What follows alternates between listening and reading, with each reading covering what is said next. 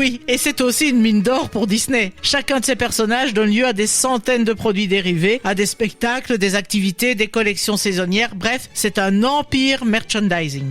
Et du coup, le succès de Duffy reste cantonné à l'Asie? Il est en tout cas très largement concentré en Asie, oui.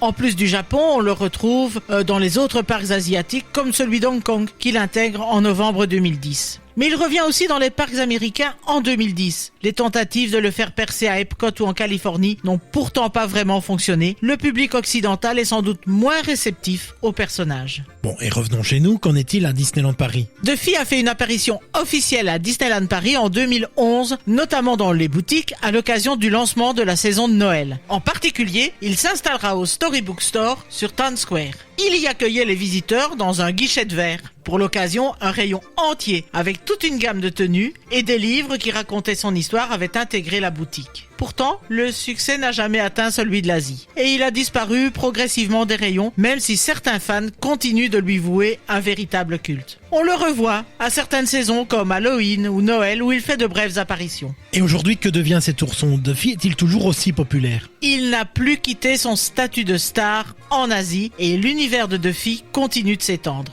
Tout d'abord, sa garde-robe s'étoffe. De nouveaux costumes sortent très régulièrement. Et les personnages ont eu droit à des bandes dessinées, des courts-métrages animés, des spectacles dans les parcs. Impressionnant pour un personnage né dans une boutique américaine mais qui a trouvé sa maison dans le cœur de ses fans.